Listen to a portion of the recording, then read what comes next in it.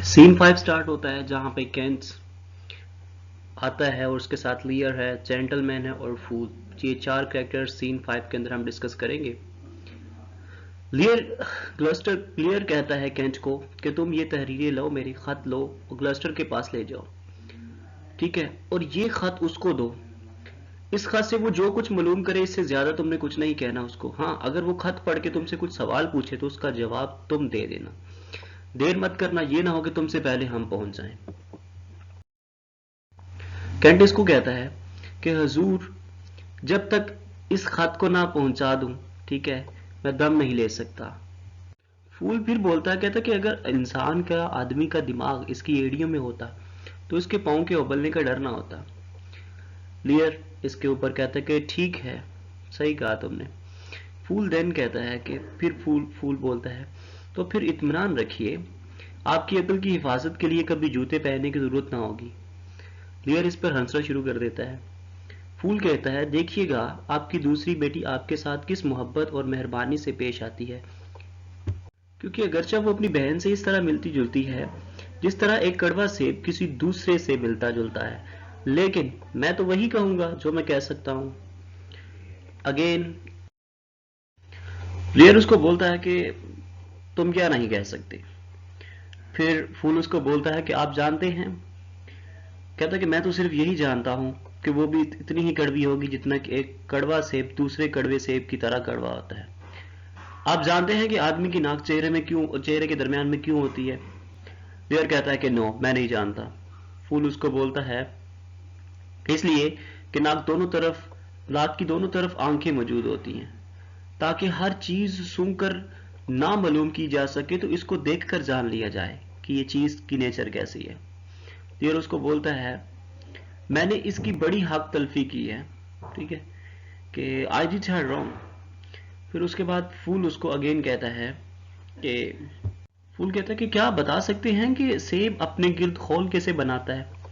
Layer कहता है कि नो, ये भी नहीं मैं जानता।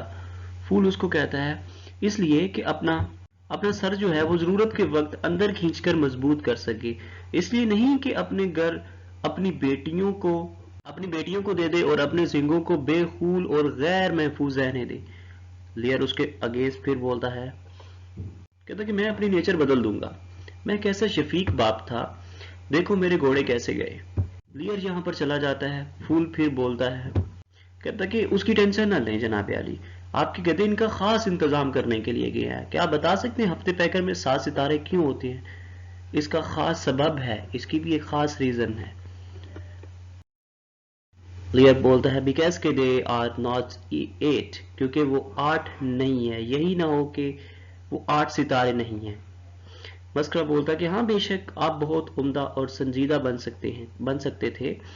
लेयर उसको बोलता है कि काश मैं इसको जबरदस्ती ले सकता और ऐसे एहसान फरामोश को, चड़ेल को, ठीक है, निस्तो नबूद करने की ताकत रखता।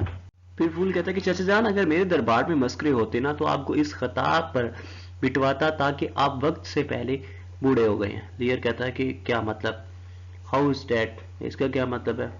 फूल कहता है कि जब तक आपकी अकल ना आ जाती, ठीक है, आपको बूढ़ा नहीं होना चाहिए था। लेयर उसके रिस्पॉन्स में बोलता है, उसने कहा, let's be not be mad, not mad, पागल नहीं हूँ, स्वीट हेवन, कीप मी ना टेम्पर, गुस्से में ही रहने दो, I would not be a mad, पागल।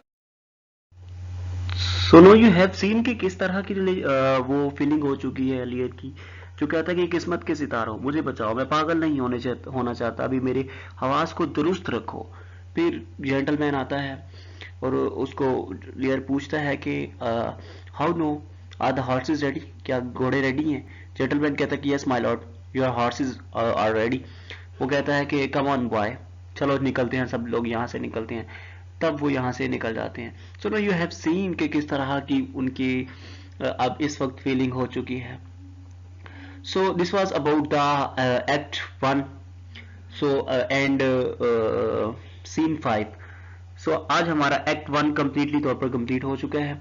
अब हम सेकंड एक्ट को स्टार्ट करने जा रहे हैं। सो आई होप सो कि नो यू अंडरस्टैंड.